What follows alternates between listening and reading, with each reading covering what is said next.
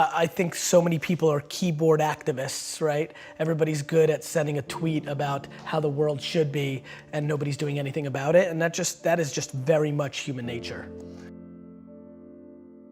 We've gotten soft as a culture. Yes. You know, I mean, of course we've gotten soft as a culture in the US because the US has had an incredible 200-year run, right? Like this is just what happens. You know, so as a culture, you know, I can't speak for, you know, people that live in the Amazon River, and I can't speak for, you know, people that still live in Belarus, but the American culture is soft, and that's a great thing. That means there's been enormous amounts of prosperity, but let's not be naive. I mean, people literally complain when somebody gives them the wrong amount of like extra cream in a Starbucks $6 coffee.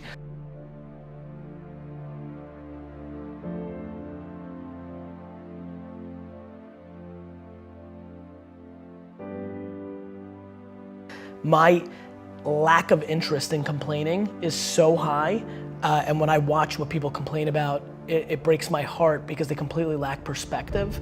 And I genuinely believe my happiness and optimism comes from my perspective. Even in political unrest times like right now, a lot of people are very bent out of shape, but the reality is that it's just never been better to be a human being. That's just the truth, that's just data, that's reality. And yeah, I mean, it's just a very fun time to be alive.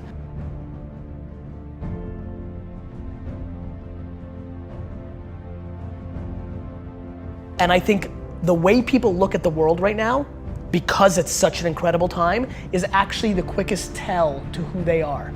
If you think it sucks or it's bad, you have losing, pessimistic DNA. And if you think it's awesome and phenomenal, you have optimistic, winning DNA. And I believe that to be true. And so that's where we're at. We're beating ourselves up. Like everybody sucks at something, right? Like we all have shortcomings and we all have strengths. And for me, it's like, why don't we just audit that? Like, why don't we just look at it that way and be like, all right, well, I'm good at this, but I'm not good at that. Like, and then I only focus what I'm good at, right? Like, I don't dwell that I can't fix shit around the house. I call somebody to fix it. Like, I'm not a man, I don't give a fuck. Like, you know, I don't get it. Like we all, like, I also think it's awesome that I'm so emotionally stable and I'm the emotional backbone of everybody. Is that what a dude's supposed to do? Like these cliches, these stereotypes, they're so silly. I'm fully in love with myself. But I'm also fully in love with everybody else too, right? It's not like it goes both ways. Like I tell people to buy into me, that work for me, it's because I buy into them first. Like I don't need anybody to gain trust with me. It's there. Like I believe that the human race is so grossly underrated. We are good. Of course we have some bad, there's fucking 7 billion of us. But like when you look at our net score, it's bonkers shit. Like, do you know how much damage we could be doing to each other on an hourly basis and we don't? Like we're still here.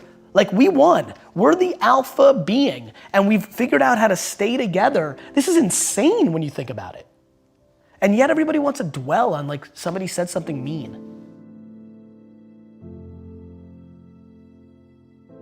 If you want to be an anomaly, you have to act like one. Like people want all these special things to happen, but then they're acting like everybody else. And that gets into the Saturdays in your 20s, like, or just like taking risks or things of that nature. Like if there's anything they take away, it's like, look, like you're gonna only be so pretty, you're only gonna be so smart. Like there's things that are gonna be natural and then there's things that you can actually control. I do believe, and I don't know if I'm right or wrong, I don't, but I do believe that work ethic is a taught behavior. It's something you do have more control over. And you know what really sealed the deal for me? Getting healthier. I was 38 years old and it didn't come natural to me. Like it didn't come natural to me at all. I hate the gym. I hate it now. I hate it, I don't like it, I don't want to do it. But I knew it was important. And somewhere around midway through being 38 years old, I got serious, I figured out my system, I made the financial commitment, and I've won, right? And I'll never lose again because the system was I needed to be accountable to another human being. So it was about Mike and now Jordan and whoever else is my trainer. I'm doing it almost weirdly more to not let them down. I feel like there's a shift that can make people work harder. The big one that I push is you're gonna die. Like if you're like to me, life is broken down into complaining and not. So if you're not complaining, well then I have no advice for you. I'm pumped. Like you did it. Like I have friends who make $42,000 a year, work 9 to 4, kind of, with an hour and a half lunch and 45 minutes of YouTube and 10 minutes of bullshitting and an hour of complete wasted time in a meeting. So they're kind of working like 6, hours a week, right? But they're pumped. And they text me, these are high school friends, and they'll text me like how happy they are to be the coach of their kids' baseball team. And like that's amazing. Like that seems very obvious to me. That's right. You know what's super weird? I'm actually weirdly envious. It sounds cool, like in theory, right? Grass is always greener, right? Like far less pressure, like all that time with my kids, oof, that would be cool. Like there's just like all these things that I can justify. So to me, but I have friends who have $100 million in the bank because of Facebook's IPO, who complain, who are still hungry, who want to do even more, who will complain to me because they know I work a lot about no work-life balance and they don't get to spend enough time with their family. And I'm like, you have $100 million. Like you could stay home, like you're in control. Like you don't complain about it. You've made that choice. Don't bullshit me. Like you want to spend more time with your family? Spend more time with your family. I'm trying to be very careful about what I'm saying versus what I'm doing, because that's how you get exposed. And I don't mean like people calling you out and being like, you suck. I mean to yourself. I don't want to be exposed by myself. It's looking yourself in the mirror and saying like, am I doing this right? So to me, there's so many people that are talking shit about how big of an entrepreneur they're gonna be and how much they're gonna achieve, and they don't work on weekends. I worked every Saturday of my 20s.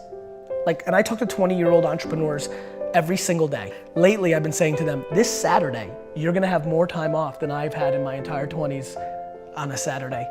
So before you tell me how you're gonna be bigger than me, start thinking about what you're actually doing.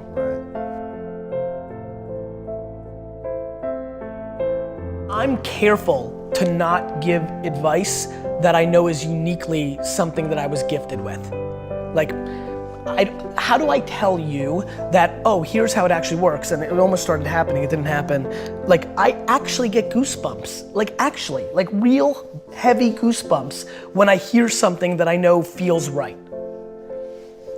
What's the advice there? Hey, Johnny, start getting goosebumps. There's certain things that I can't talk about because I know they're not practical. They're intuitive to me.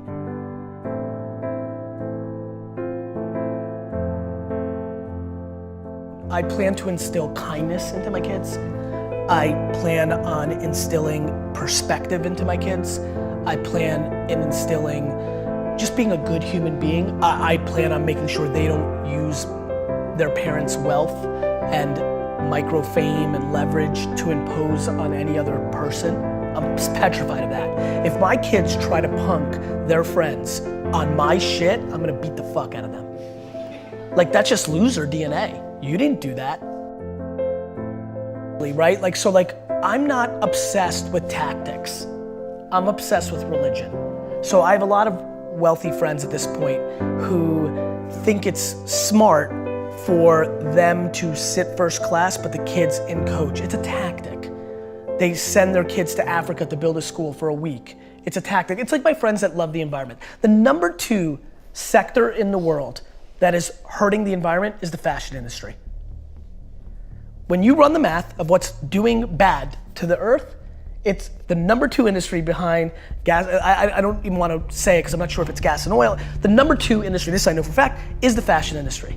So all my fancy friends who love the environment, are they willing to give up their fucking Louis bags? Let's see, right? So I think people talk shit. So you let them sit coach and you went first class, but you went to, Hawaii and ate at all the best you can't pick and choose. To me, it's binary. So I don't want to be a hypocrite. So my big thing is look, you need to be kind. Mean is just non-negotiable in our family, right? And then you just need to not be full of shit. If you wanna look at daddy's mountain and you wanna say what I did to my dad's, and that was a big mountain for an immigrant, like wow, dad did it, right? If you wanna say, I'm gonna climb that and I'm gonna climb bigger, awesome. Like, I'm pumped. I'm weirdly not cheering for you because I'm just a weirdly competitive dude. This is actually something I'm not proud of. I'm comfortable saying this and I believe this is a flaw, but I don't want my kids to beat me. I don't. Like I hate saying it. I know this is where I get in trouble. People will take one little clip from one video interview and they're like, you're bad. It's just my truth. I don't wanna bullshit you guys. Like, I'm that competitive.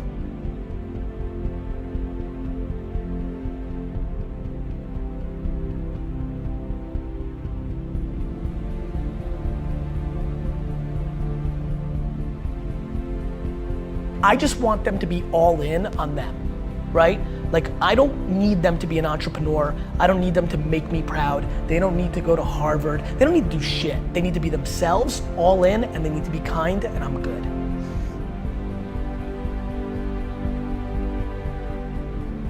Like, everybody thinks their stuff is so good. Like, every day, Gary, my Instagram's so on fire, it's so awesome. Why is nobody, like, why am I not gaining followers? Because it's not awesome. We all think our stuff is the best, and like, I get that, but yeah, that would be my advice, only because that also is liberating. To me, everything's about breathing, right? Like, to me, everything is about like, take full ownership for everything, and then everything gets easy, because then you're in control. And then learn how to love to lose. I think that's how entrepreneurship, that's how life is. We all have losses. And so I like losses. I love adversity. I like the climb. I like the chip on my shoulder. I like when people are like, oh, I knew it, he's not that good. That is like I'm even weirdly scared as I continue to ascend and I'm getting popular and what do you say, the marketing leading, like as people start putting these words in front of my name, I'm like, am I gonna sabotage myself to like recorrect this? Like, I like adversity. So yeah, all on me. You know, I enjoy losses. Now all of a sudden, like what? You become completely invincible. I feel invincible. I really genuinely, outside of the health of myself and 20 people, feel 100% invincible as a person. I know what my intent is. I wanna do good at nobody else's expense. I'm far from perfect, we all are. And so just easy, it feels very light to live life. I'm just in a good mood.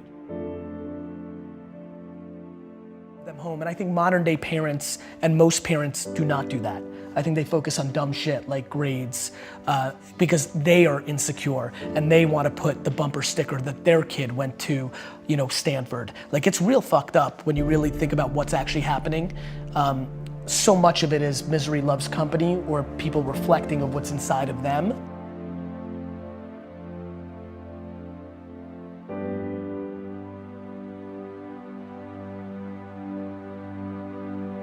Is the impact that you want to have on the world? Same thing that attracts so many of millions of people to people that are selling bullshit, those same people are attracted to me. And what I want to do is suffocate out all those other people and become the alpha of that entire world of people that are hoping and are desperate to look at me. And what I want to do is inspire 2 14-year-old girls in Kansas City right now to build $1 billion company on having a bunch of employees hugging each other in the halls. I think that Steve Jobs came along, became an icon, but the sad part of that narrative was he did not treat his employees well. He became an icon and the narrative became he got the most out of people by being a jerk, and that became romanticized. And a lot of people in Silicon Valley today run companies where they're mean because they think that's the right thing to do because they put Steve Jobs on a pedestal. I want my pedestal moment. I want to become that big. And what I want to come from that is that kids that aren't even born today think that they can build a $5 billion company and be a great guy or a great gal. I want to build the biggest building in town ever by just building the biggest building in town, while I think most people try to tear down everybody else's building. So I think positivity and good is practical advice to building an empire, and I want to be the poster child of the person that built the biggest, baddest empire and did it by being a good dude along the way. And not everybody's gonna be happy about everything I did, But if it's 97% of people talking good behind your back, that's a real legacy. And I wanna do it in a pop culture way. I'm gonna do it anyway. People have done that before. Just so you know, there's plenty of people. Warren Buffett's a really good dude. Like there's plenty of people that have done that. There's a difference. I wanna do it and I wanna be a rock star, right? Like, and that's where you influence people. Like, you know, like I wanna do it, but I also wanna be the most popular. And so then that person's like, oh, I wanna be him, so I guess I'll be nice. Like I wanna literally take people who have DNA that's kind of nice and make them more nice because they think that's how I became big. So I basically wanna trick the business world into becoming kinder.